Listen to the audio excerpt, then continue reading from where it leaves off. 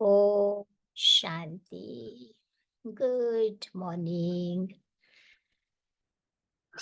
आज बाबा हम बच्चों को अपनी जन्म पत्री बता रहे हैं। देखो, हर धर्म में सब लोग अपने जन्म पत्री को बहुत इम्पोर्टेंस देते हैं। हॉरोस्कोप जिसको हम कहते हैं। हम्म, क्योंकि जन्म पत्री के आधार से कहते हैं हमारा भाग्य कैसा है, वो ज्योतिषी लोग बताते हैं। तो आज बाबा कहते हैं कि हमारी जन्म पत्री कैसी है। हम्म, तो हम तो अपनी जन्म पत्री में सदा खुश रहने वाली बाबा के हम भाग्यवान बच्चे हैं। ब्राह्मण जीवन को क्या कहते हैं? ब्राह्मण जीवन हमारा एक नया जीवन है। ब्राह्मण आदि में थे देवी देवता, और अंत में है ब्रह्मा कुमार ब्रह्मा कुमारियां। तो जिनका आदि और अंत इतना बढ़िया हो, इतना श्रेष्ठ हो, तो आप समझ सकते हो उनका जीवन पूरे साइकिल में कितना अच्छा रहा होगा। हमारे जन्म पत्री में तीनों ही काल आप देखो अच्छे ते अच्छे है।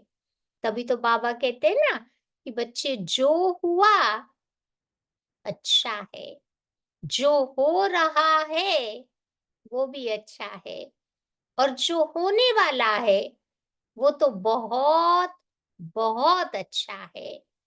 क्योंकि हमारी जन्म पत्री सदा अच्छी रही है, ये गारंटी बाबा ने हम बच्चों को की है। तो सदा हमें इसी खुशी में रहना है कि स्वयं भाग्य विधाता भगवान ने मेरे भाग्य की रेखा खींची है और मुझ आत्मा को अपना बनाया है। ये नशे खुशी की बात आज बाबा करते हैं। तो आइए आज हम देखते हैं अपनी जन्म पत्री में क्या क्या लिखा है। दुनिया में भी जब जन्म पत्री बनाते हैं ना, तो वो राशि के अनुसार नाम होना चाहिए। तो कहते हैं उनका जीवन सफल रहता है। कोई कोई बिना राशि के रख देते हैं, तो कोई राशि के अनुसार रखते हैं। तो चलो हमारी जन्म पत्री में हमारा नाम कहो या सरनेम कौन सा है? हम अपने आप को क्या कहलाते हैं? ब्रह्मा कुमार ब्रह्मा कुमारी, ये हमारा नाम हो गया या सरनेम के कह दो। फिर जन्म पत्री में जन्म तारीख को भी बहुत महत्व दिया जाता है। आजकल के जो न्यूमरोलॉजी सीखते हैं ना, ये नंबरों की जो महिमा करते हैं, उसमें भी नंबरों के आधार से उसकी पर्सनैलिटी को बताते हैं, उसके भाग्य के अंक को बताते हैं। तो हमारी जन्म पत्री में हमारी जन्म तारीख कौन सी है?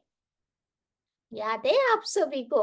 हम्म तो बाबा की जो अवतरण की तारीख थी, वही तारीख हमारी भी तो जन्म तारीख है ना। क्योंकि बाबा जब धरती पर आए, पहले ब्रह्मा को अडॉप्ट किया, ब्रह्मा के द्वारा हम बच्चों को बाबा ने अपना बनाया। तो हमारी और बाबा की जन्म तारीख एक ही हो गई। तभी तो जब शिवरात्रि में बाबा का जन्मदिन बनाते हैं ना, तो बाबा कहते बाप और बच्चों का दोनों का ये जन्मदिन है। या तो जन्म तारीख जो बाबा की, वो मेरी हो गई। फिर वो जो कुंडली बनाते हैं, उसमें ये भी देखते हैं कि जन्म का समय कौन सा है। जो अमृत बेले अर्ली मॉर्निंग जिनका जन्म हुआ होता है, वो अच्छा माना जाता है। तो हमारे जन्म का समय कौन सा है? कब हमारा जन्म हुआ? तो बाबा कहते संगम युग को क्या कहते हैं? ब्रह्म मुहूर्त का युग। सतयुग त्रेता बाबा कहते हैं ना दिन है, द्वापर कलयुग रात है, और संगम है अमृत वेला, ब्रह्म मुहूर्त। तो हमारा जन्म का समय हो गया संगम का ब्रह्म मुहूर्त। फिर वो जो जन्म पत्री बनाते हैं, उसमें राशि को भी देखा जाता है। तो हमारी राशि कौन-सी हो गई? ना जैसे कोई की बताते हैं ना, कुंभ राशि है, हमारे हिंदी में अलग नाम है, इंग्लिश में अलग नाम है। कोई का कैप्रिकॉर्न होता है, कोई का स्कॉर्पियो होता है, कोई का सजिटेरियस होता है। तो बाबा कहते हैं हमारी राशि कौन-सी हो गई? तो हमारी राशि हो गई बाप समान विश्व कल्याणकारी बनना, विश्व की सर्व आत्माओं की सेवा करना, न केवल अपने परिवार की, न केवल खुद की, न केवल अपने देश की, परंतु पूरा विश्व ही तो मेरा परिवार है ना। तभी तो बाबा क्या कहते हैं, वसुधैव कुटुंबकम की भावना। या तो ये कब हम क्रिएट कर पाएंगे, जब विश्व कल्याणकारी बनेंगे। फिर वो जन्म पत्री में वो भी देखते हैं कि कौन सी दशा में इसका जन्म हुआ है। कौन सी दशा उस समय उसके ऊपर चल रही थी। तो बाबा कहते हैं ना हमारी दशा कौन सी है तो हमारी दशा है सत गुरुवार की, जुपिटर की दशा। उसको बहुत अच्छी मानी जाती है। अच्छे कार्य आप देखो, जुपिटर की दशा में गुरु के टाइम में करते हैं ना, तो उसमें हमें सफलता मिलती। तो बाबा कहते अब राहु की दशा हमारे पर से भी खत्म हो गई। अभी हमारे पर बैठी है गुरु की दशा, जो अच्छी मानते हैं। फिर वो जन्म पत्री में कुल भी देखा जाता है कि कौन से कुल में इसका जन्म हुआ है। तो हमारा कुल कौन सा है? हमारा जन्म कौन से कुल में हुआ? सर्वश्रेष्ठ, डायरेक्ट ईश्वरीय कुल के हम भाती है। भगवान के परिवार के हम है। या तो हमारा कुल पे देखो कितना श्रेष्ठ हो गया। ईश्वरीय कुल के हम बाबा के बच्चे हैं। या फिर वो पोजीशन भी देखी जाती है, कि कौन सी पोजीशन में उसका जन्म हुआ। तो हमारी पोजीशन कौन सी है? बाबा ने हमें कौन सा लक्ष्य दिया है? क्या बनना है हमें? तो अल्टीमेट हमारा लक्ष्य है, हमें बनना है मास्टर सर्वशक्तिवान। संगम का यही हमारा लक्ष्य है। तभी तो फरिश्ता बनेंगे। भविष्य का लक्ष्य अलग बात हो गई, लेकिन संगम का मेरा लक्ष्य है सर्व शक्तियों से मुझे अपनी आत्मा को संपन्न बनाना है। फिर वो जन्म पत्री में ये भी देखते हैं कि भाई इनके पास कितनी संपत्ति रहेगी, कितनी संपत्ति आने वाली है। या तो बाबा कहते, बाबा भी तो हमारी जन्म पत्री में संपत्ति देखते हैं ना। क्या देखते हैं? हमारी संपत्ति अखुट और अविनाशी है। देखो जिन आत्माओं का हमारा ये लास्ट जन्म में भी हमारे पास इतना है, तो सोचो आगे के जन्म में तो क्या नहीं होगा। तो यही बताता है कि हमारी संपत्ति सदैव अखुट और अविनाशी है। फिर जन्म पत्री में धर्म देखा जाता है कि भाई ये कौन से धर्म के हैं। तो बाबा ने भी हमारी जन्म पत्री में संगम पर आकर हमको कौन से धर्म का बना दिया। चाहे कोई भी धर्म से आते हो, परंतु ब्रह्मा मुख से सुनाया हुआ ज्ञान जो बाबा के बच्चे अपने जीवन में धारण करते हैं, वो ब्राह्मण कहलाते हैं। तो हमारा धर्म हो गया ब्राह्मण धर्म। तभी तो ब्राह्मणों को क्या कहते हैं? ब्राह्मण चोटी। लौकिक ब्राह्मणों ने भी स्थूल चोटी रखना शुरू कर दिया था, सिर के ऊपर रखते थे ना चोटी। आजकल तो निकाल दिया है, लेकिन ओरिजिनल ब्राह्मण वो चोटी रखते थे। तो चोटी का मतलब ये है कि ब्राह्मण धर्म सब धर्मों में सबसे ऊंचेते ऊंचा श्रेष्ठ धर्म माना गया है। लौकिक ब्राह्मणों को भी आप देखो कितना नशा रहता है। कि हम ब्राह्मण कुल के हैं, ब्राह्मण बने हुए हैं, लेकिन हम ब्राह्मण तो ओरिजिनल ब्राह्मण हैं। हम तो कर्मधारी ब्राह्मण हैं, वो नामधारी ब्राह्मण है। फिर आप देखो वो जो जन्म पत्री बनाते हैं ना, उसमें बुद्धि की लाइन भी देखी जाती है कि भाई इसके जीवन में इसकी बुद्धि कैसी रहेगी। तो बाबा ने हमारे जन्म पत्री में बुद्धि की लाइन कैसी ड्रॉ की है विशाल और त्रिकालदर्शी। तीनों कालों का इस समय हमें ज्ञान है। पास्ट में क्या थे, प्रेजेंट में क्या है और भविष्य में हम क्या बनने वाले हैं। हम्म? और हमारी बुद्धि को भी बाबा ने कितना विशाल बना दिया। 1 सेकंड में है वो बुद्धि सूर्य, चंद्र, तारागणों से भी पार होते होते प्रकृति के 5 तत्वों से पार छठा ब्रह्म महतत्व जो परम धाम है, वहां सेकंड में पहुंच जाती है। तो ऐसी विशाल बुद्धि हमारी है। और फिर बनाते वो देखते हैं कि भाई इनके कर्म की रेखा कैसी है। ये क्या बनने वाले हैं, कौन से प्रकार के प्रोफेशन में इनका इंटरेस्ट रहेगा। तो कर्म की रेखा भी देखते हैं। तो बाबा ने हमारे कर्म की रेखा कौन सी बताई है। निरंतर कर्म योगी, सहज योगी, राज योगी, ये हमारे कर्म की रेखा है। अब सोचो इससे अधिक भाग्य की रेखाएं इतनी श्रेष्ठ और कोई की हो सकती है दुनिया में। ऐसी जन्म पत्री आप देखो कोई की नहीं हो सकती। तभी तो बाबा कहते ना तुम मेरे बच्चे पद्मा पदम भाग्यशाली आत्माएं हो। क्योंकि इस समय हम भाग्य विधाता बाप जिसने खुद बैठ करके हमारे जन्म पत्री बनाई है, हमारे भाग्य की रेखा खींची है। देखो पद्मा पदम भाग्यशाली किसको कहा जाता है। दुनिया में किसी के पास 100 लाख होगा तो उसको 1 करोड़ कहते हैं। किसी के पास 100 करोड़ होगा उसको 1 अरब बोलते हैं। 100 अरब होगा तो उसको 1 खरब बोलते हैं। और 100 खरब समझो किसके पास है ना, उसको 1 नील कहा जाता है। और 100 नील कोई के पास हो तो वो 1 पदम होता है। और बाबा हम बच्चों को क्या कहते हैं, हम है पद्मा पदम भाग्यशाली। तो सोचो कितने भाग्यशाली हो गए, कितनी ऊंची हमारी जन्म पत्री है।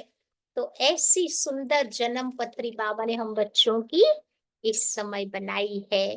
तो ये नशे में हमें रहना है। तो आइए सुनते हैं आज की बाबा की मुरली है 13 अगस्त की।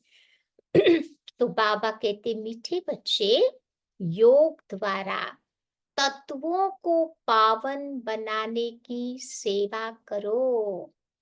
क्योंकि जब तत्व पावन बनेंगे तब इस सृष्टि पर देवताएं पांव रखेंगे। देवताओं की कहते हैं ना परछाई भी कलयुग में नहीं पड़ती। लेकिन जब तत्व पावन बन जाएंगे तब वो खुद इस धरती पर पांव रखेंगे। आज का प्रश्न है तुम्हारी नई राजधानी में किसी भी प्रकार की अशांति नहीं हो सकती। क्यों। हमारी दुनिया में कोई प्रकार की अशांति नहीं होगी। क्यों। तो बाबा कहते हैं क्योंकि वो राजाई तुम्हें बाप के द्वारा वर्षे में मिली हुई है। क्योंकि वो राजाई तुम्हें बाप के द्वारा वर्षे में मिली है। वरदाता बाप ने तुम बच्चों को अभी ही वरदान अर्थात वर्षा दे दिया है। जिस कारण वहां पर कोई अशांति नहीं हो सकती। तुम बाबा का बनते हो तो बाबा से सारा वर्षा ले लेते हो। बाबा के बनते हैं ना, बाबा से सब कुछ ले लेते हो। तभी तो वो कहावत है ना, चिड़ियों ने सागर को हप कर लिया, यानी अपना बना लिया। ओम शांति। तो बच्चे तो जानते हैं, जिसके हम बच्चे हैं उनको कहा जाता है सच्चा साहेब। इसीलिए आजकल तुम बच्चों को साहेबजादे भी कहते हैं। साहेब के बच्चे साहेबजादे हो गए ना। सच के ऊपर भी एक कहावत है कि सच खाना, सच पहनना। सात्विक भोजन खाना, सात्विक चीजें यूज करना। भले ये मनुष्यों की बनाई हुई कहावत है, परंतु बाबा बैठ तुम बच्चों को समझाते हैं। बच्चे जानते हैं कि ऊंचे ते ऊंचा बाप है, जिसकी बहुत महिमा की जाती है, जिसको रचयिता कहते हैं। तो पहले पहले बाबा आकर के बच्चों की रचना करते। तुम सब बाप के बच्चे हो ना।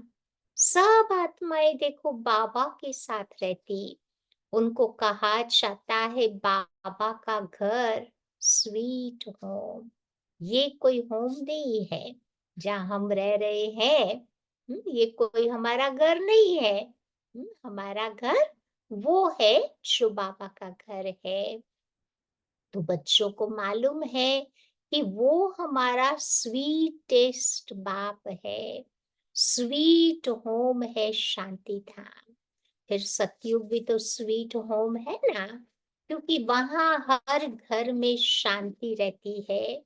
यहाँ घर में लौकिक माँ बाप के पास भी अशांति है। तो दुनिया में भी तुम देखो कितनी अशांति है।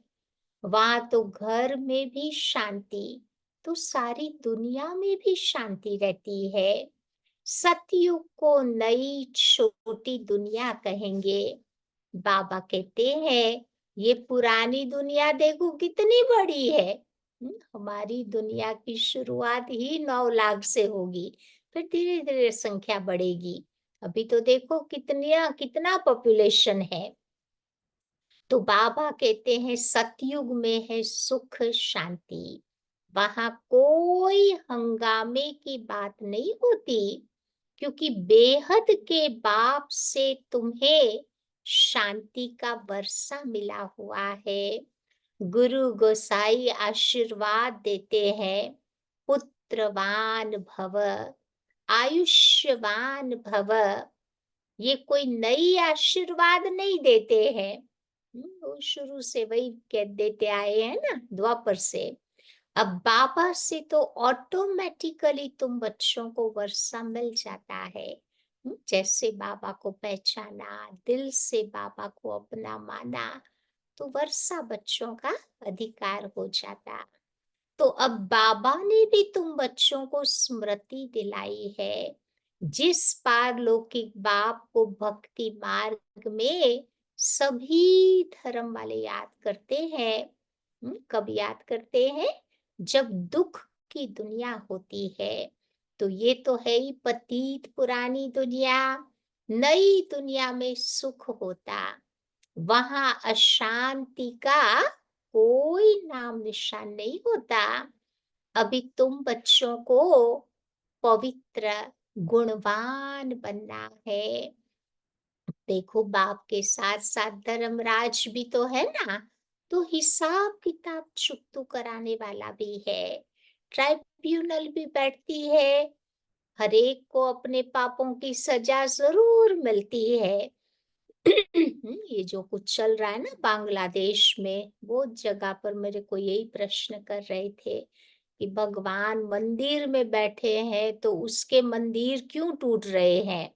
क्यों हिंदुओं का मर्डर हो रहा है? क्या भगवान कोई चमत्कार नहीं कर सकता? भगवान चाहे तो कर सकता है, लेकिन कर्म की बात आ गई ना। हर एक ने अपने अपने कर्म कोई जन्म में कोई आत्माओं के साथ बनाए हैं, तो वो तो उसको ही चुकतो करना है ना। कर्मों की बात में बाबा इंटरफियर नहीं करता। अब जो अच्छी रीति मेहनत करते हैं वो थोड़े ही सजा खाएंगे। पाप की सजा तो मिलती है, जिसको कर्म भोग कहा जाता। अब बाबा कहते हैं ये तो रावण का राज्य है, इसमें तो अपार दुख है। राम राज्य में अपार सुख होते हैं। तुम समझाते तो बहुतों को हो, फिर कोई कोई झट समझ जाता, तो कोई कोई फिर देरी से भी समझते। कम समझते हैं तो समझो इसने भक्ति देरी से की है। जिसने शुरू से भक्ति की है वो इस ज्ञान को बहुत जल्दी समझ लेंगे। क्यों?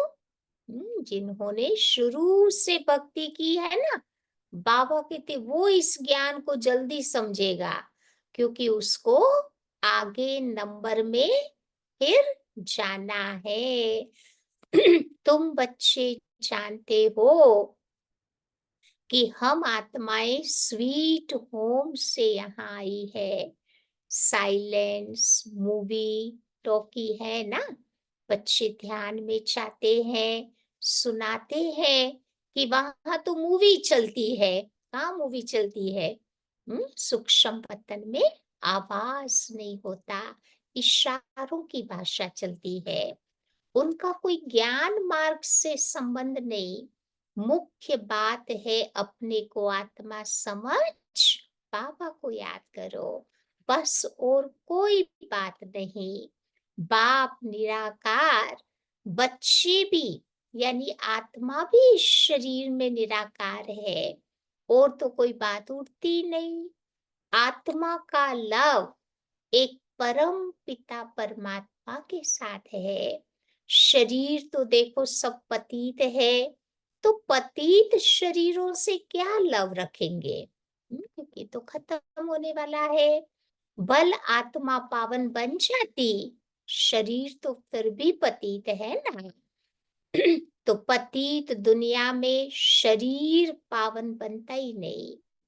आत्मा को तो पावन तुम्हें यहाँ बनाना है, तब इन पुराने शरीरों का विनाश होगा। आत्मा तो अविनाशी है। आत्मा का काम है बेहद के बाबा को याद कर पावन बनना। आत्मा पवित्र है तो शरीर भी पवित्र चाहिए, और वो तो तुम बच्चों को मिलेगा। कहाँ मिलेगा? नई दुनिया में। आत्मा बल पावन बन जाए, आत्मा को एक परम पिता परमात्मा के साथ ही योग लगाना है। बस इस पतित शरीर को तो टच भी नहीं करना है। वहां तो आत्मा शरीर दोनों पवित्र होते।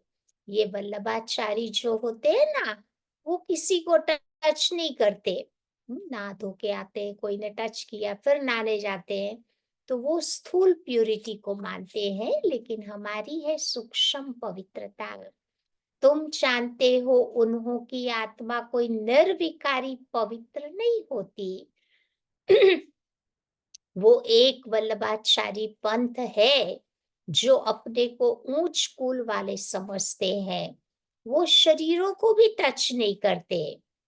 ये नहीं समझते कि हम विकारी अपवित्र है। शरीर तो भ्रष्टाचार से पैदा हुआ है ना, तो ये सब बातें बाबा बैठ तो बच्चों को समझाते हैं। जब आत्मा पावन बनती तो शरीर भी बदली करना पड़े। कहते ना बाबा कि जब इस शरीर में हमारी आत्मा पावन बन जाएगी, तो फिर बाबा कहते ये शरीर अपने आप छूट जाएगा। पावन शरीर बने तब तो ये 5 तत्व भी पावन बन जावे। अभी शरीर पतित है तो आप देखो प्रकृति के 5 तत्व तमो प्रधान बन पड़े हैं। सतयुग में तत्व भी पवित्र होते, तब शरीर भी पवित्र बनते। देवताएं पतित शरीर में पतित धरनी पर पैर नहीं रखते। क्यों? देवताएं कलयुग में पाँव नहीं रखते। क्यों? क्योंकि उनकी आत्मा और शरीर दोनों ही तुम देखो पावन है। इसीलिए सतयुग में ही वो पैर धरते हैं। ये है पतित दुनिया। आत्मा पारलौकिक बाप परमात्मा को याद करती है। एक है शारीरिक बाप, एक है अशरीरी बाप। एक है हमारा लौकिक बाप, दूसरा है आत्मा का बाप। अशरीरी बाप को याद करते हैं क्योंकि उनसे ही तो ऐसा सुख का वर्षा मिला है ना। तो याद करने के बगैर आत्मा रह नहीं सकती। बल इस समय तमो प्रधान बने हैं तो भी उस बाप को जरूर याद करते हैं, परंतु फिर ये उल्टी शिक्षा मिलती। कौन सी उल्टी शिक्षा मिलती भक्ति में? कि ईश्वर सर्वव्यापी है। फिर इस बात में मूंझ पड़ते हैं कि मनुष्य ही मनुष्य बनता। ये सब भूले बाबा करके तो बच्चों को समझाते हैं। बाप एक ही मन मना भव का मंत्र देते हैं। उनका अर्थ भी तो चाहिए ना। अपने को आत्मा समझ, बाबा को याद करो। बस यही धुन लगी रहे तो तुम बच्चे पावन बन सकेंगे। देवताएं पवित्र है, अब बाबा करके फिर से ऐसा पवित्र बनाते। सामने एम ऑब्जेक्ट रख देते हैं। जो मूर्ति बनाने वाले होते हैं, मनुष्य की सूरत देख झट उसकी मूर्ति बना लेते हैं। कोई कोई होते ना बहुत अच्छे आर्टिस्ट होते हैं, कोई व्यक्ति को सामने बिठा के देख देख करके उनकी पूरी स्टैच्यू कहो मूर्ति बना देते हैं, जैसे कि वो जीता जागता सामने बैठा है। अब वो तो जड़ मूर्ति हो जाती। यहाँ बाबा तुम बच्चों को कहते हैं कि मैं तुमको ऐसा चैतन्य लक्ष्मी नारायण बनाता हूँ। लेकिन कैसे बनेंगे? बाबा भी तो आया है ना देवी देवता बनाने, लेकिन वो कैसे बनेंगे? तो मनुष्य से देवता तुम बच्चे इस पढ़ाई और प्यूरिटी से बनेंगे। ये स्कूल है ही मनुष्य से देवता बनने का। वो मूर्ति बनाते हैं, उसको आर्ट कहा जाता। हूबहू वही शक्ल बना देते हैं। लेकिन इसमें तो हूबहू की बातें ही नहीं होती। या आप एक्यूरेट नहीं बना सकते। आज भी देखो हमारे देवी देवताओं के जो चित्र है दुनिया वालों की कंपैरिजन में बहुत अच्छे हैं, फर्स्ट क्लास है। लेकिन फिर भी एक्यूरेट तो नहीं बना सकते ना, क्योंकि ट्रांस मैसेंजर जो देखती है वही बातें फिर पेंटर को आकर के डिस्क्राइब करती है ना, फिर वो बनाता है, फर्क तो पड़ जाएगा ना। तो बाबा कहते हैं वो तो है जड़ चित्र। यहाँ तुम बच्चे नेचुरल में चैतन्य बनेंगे तो 5 तत्वों का चैतन्य शरीर होगा। ये तो जड़ चित्र मनुष्यों का बनाया हुआ है, हूबहू तो हो न सके, क्योंकि देवताओं का फोटो तो तुम निकाल ही नहीं सकते। ध्यान में बल साक्षात्कार करते हैं, परंतु उसका फोटो तो नहीं निकल सकता है। सूक्ष्म वतन में बाबा जब साक्षात्कार कराते हैं ना, फोटो थोड़ा निकाल सकते हैं। बस यही कहेंगे कि हमने ऐसा साक्षात्कार किया, विजन हुआ। चित्र तो न खुद न और कोई बना सके। खुद ऐसा तब बनेंगे जब बाबा से नॉलेज लेकर के पूरी करेंगे, तब हूबहू कल्प पहले मिसल बनेंगे। तो बाबा कहते बच्चे ये कैसा कुदरती वंडरफुल ड्रामा है। और बाबा बैठ तुम बच्चों को ये कुदरती बातें समझाते हैं। मनुष्यों को तो ये बातें ख्याल में भी नहीं रहती। उन्हों के आगे जाकर के माथा टेकते हैं, समझते हैं कि ये राज करके गए, परंतु कब करके गए ये पता नहीं है। फिर कब आएंगे व क्या करेंगे कुछ भी उनको पता नहीं। तुम जानते हो सूर्यवंशी चंद्रवंशी जो होकर के गए हैं वो हूबहू फिर से बनेंगे जरूर इसी नॉलेज से। तो वंडर है ना। तो अब बाबा समझाते हैं।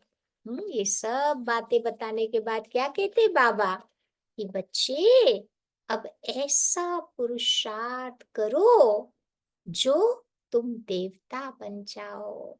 अब एक्टिविटी भी तुम्हारी वही चलेगी जो सतयुग त्रेता में चली है। तो ये ज्ञान कितना वंडरफुल है। ये बुद्धि में ठहरे तब तो दिल की सफाई हो ना। बाबा का ज्ञान बुद्धि में बैठ जावे तब बाबा कहते दिल में सच्चाई सफाई आवे। सबकी बुद्धि में ये बातें ठहर नहीं सकती। क्योंकि बाबा का ज्ञान बड़ा सच्चा है। तो जितनी जितनी बुद्धि हमारी साफ होगी, मन हमारा अच्छा पॉजिटिव होगा, तब भी ये बातें बैठ सकेगी, नहीं तो ठहर नहीं सकेगी। तो मेहनत चाहिए। मेहनत के बिगर फल थोड़े ही मिल सकता। बाबा तो तुम बच्चों को पुरुषार्थ कराते रहते। बल ड्रामानुसार ही होता, परंतु पुरुषार्थ तो करना होता है ना। ऐसे थोड़ी बैठ जाएंगे कि ड्रामा में होगा तो हमसे पुरुषार्थ चलता रहेगा। ऐसे जंगली ख्यालात वाले भी बहुत होते हैं कि हमारी तकदीर में होगा तो पुरुषार्थ करेंगे। खुद क्यों करें। हमारे नसीब में होगा तो करेंगे। अब ऐसे थोड़ी सोचते हैं कि भाई हमारे नसीब में होगा तो लंच करेंगे, हम क्यों बनाए। ऐसे नहीं सोचते हैं ना। चाहे बीमार भी है तो भी उठ के खड़े होते हैं या खाना बनाते हैं खाते हैं। ऐसा सोच के बैठे नहीं रहते हैं। तो बाबा भी कहते बच्चे पुरुषार्थ तो तुमको करना ही है। पुरुषार्थ और प्रारब्ध, प्रारब्ध माना भाग्य, फॉर्चून। मनुष्य पूछते हैं पुरुषार्थ बड़ा या प्रारब्ध बड़ी।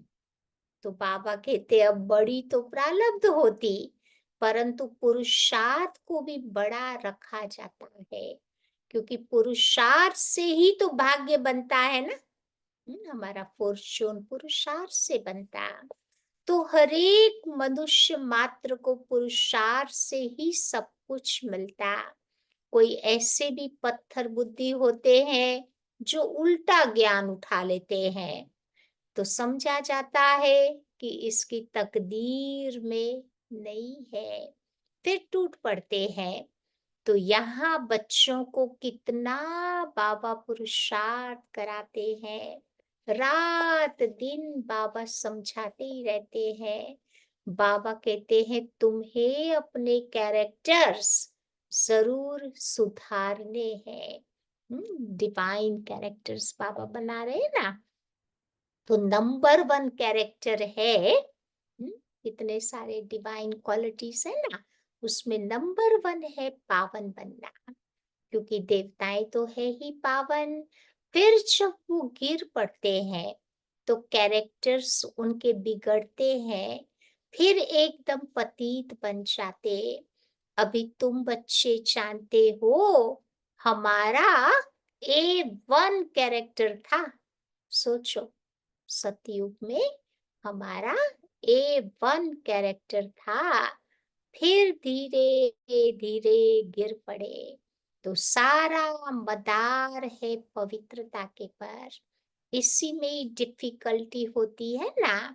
मनुष्य की आंखें भी बहुत धोखा दे देती। क्योंकि रावण का राज्य है। वहां बाबा कहते कभी आंखें धोखा नहीं देती। ज्ञान का तीसरा नेत्र तुम्हें मिल जाता। इसीलिए कहा जाता है रिलीजन इज माइट। तो सर्वशक्तिवान बाबा ही आकर के ये देवी देवता धर्म स्थापन करते हैं। बल करती तो सब आत्मा है, परंतु मनुष्य के रूप में करेगी। वो बाबा है ज्ञान का सागर। देवताओं से इनकी महिमा बिल्कुल अलग है। तो ऐसे बाबा को हम क्यों नहीं याद करेंगे?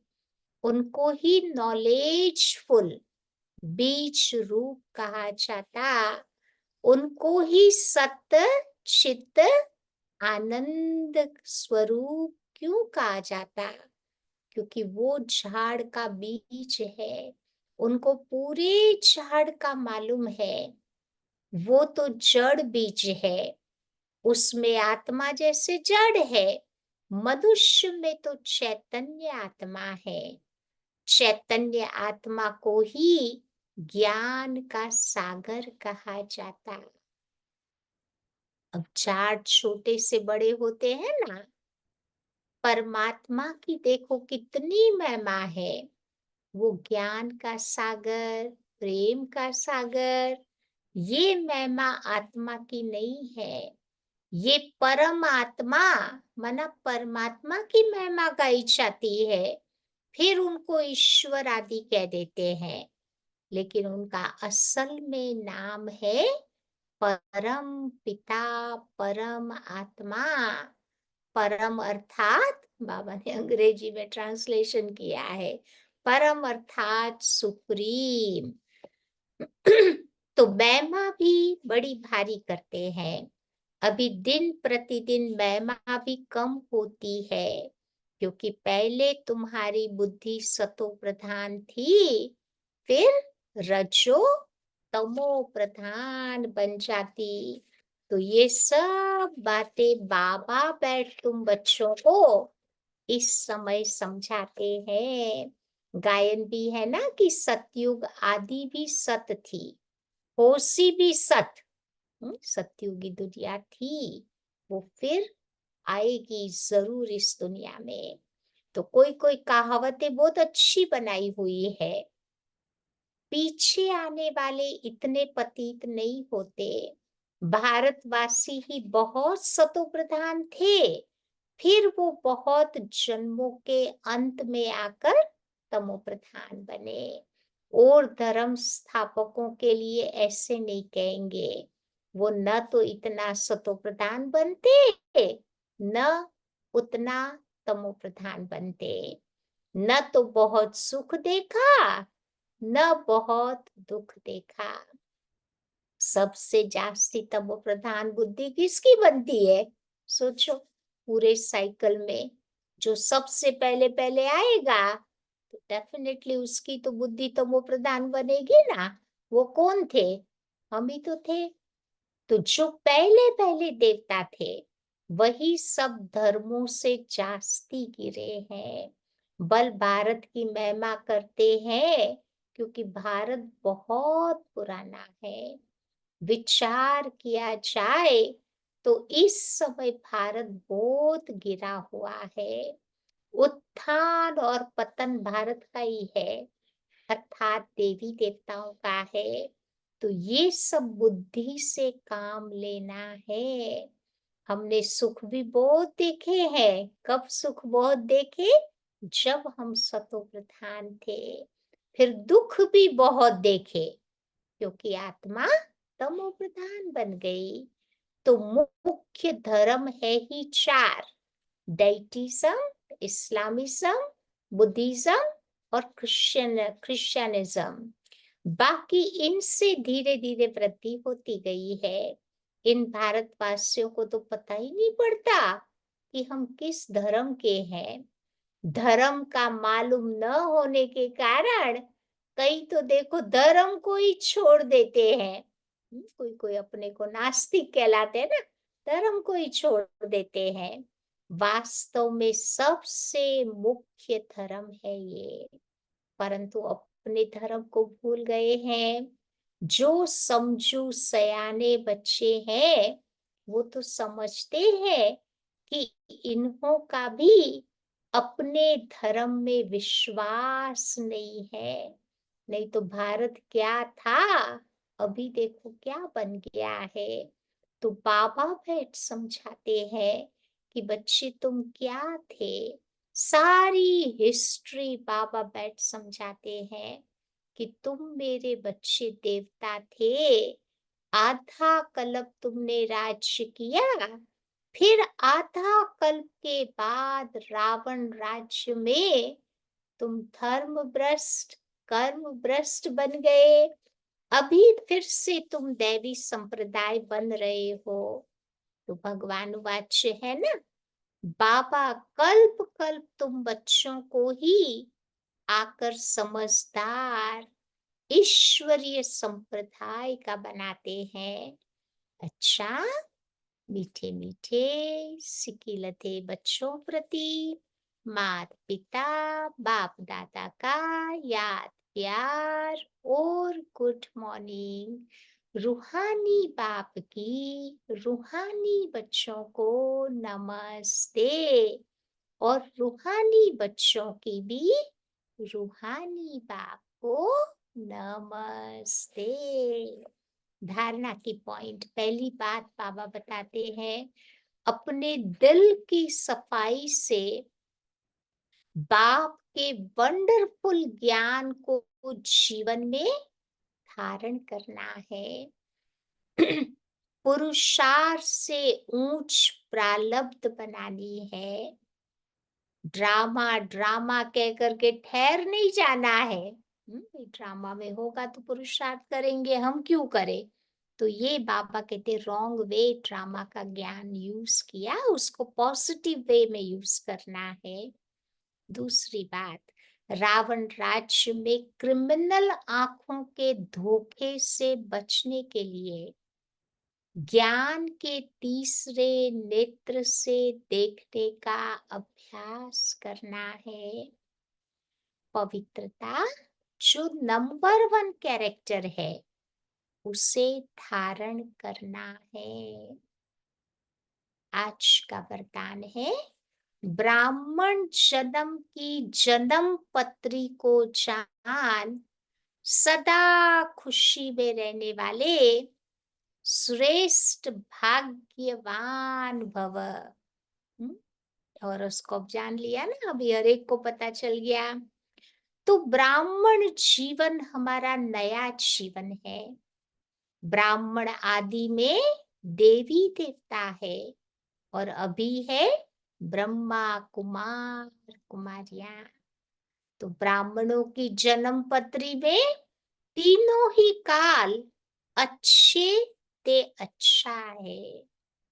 जो हुआ वो अच्छा है, जो हो रहा है वो और ही अच्छा है, और जो होने वाला है वो बहुत बहुत अच्छा है। तो ब्राह्मणों की जीवन की जन्म पत्री सदा अच्छी है, गारंटी है। तो सदा इसी खुशी में रहो कि स्वयं भाग्य विधाता बाप ने भाग्य की श्रेष्ठ रेखा खींच दी और हमें अपना बना लिया। समझा। तो आज चिंतन करना हमारी जन्म पत्री के ऊपर। स्लोगन, एक रस स्थिति का अनुभव करना है। हमारी स्टेबल स्टेज, एक रस स्थिति का अनुभव करना है। तो क्या करना पड़े, एक बाबा के साथ सर्व संबंधों का रस लो। बाबा को अपना बना लो, सर्व संबंध बाबा के साथ जोड़ने हैं। आज की अव्यक्ति पॉइंट है, सदा ये स्मृति में रहे कि हम कल्प कल्प के विजयी है। अनेक बार ये पाठ हम बजा चुके हैं। अब सिर्फ रिपीट कर रहे हैं। इस स्मृति से क्या करे, कैसे करे, ये सब कंप्लेंट्स खत्म हो जाएगी और कंप्लीट बन जाएंगे। तो सदा डबल लाइट स्वरूप के स्मृति की समर्थी हो, तो कोई भी असंभव कार्य भी संभव हो जाएगा। समझा? कोई भी असंभव कार्य भी संभव हो जाएगा। तो आज क्या याद रखेंगे सारा दिन? जन्म पत्री के बारे में सोचना। आज ट्यूसडे नाइट है ना, तो क्लास करेंगे कि बाबा के साथ सर्व संबंधों को के रस का अनुभव हम कैसे करें। तभी तो समझो तभी तो हमारी स्थिति एक रस रहेगी ना। तो शाम को 7:15 ऑनलाइन आप लोग आ जाना।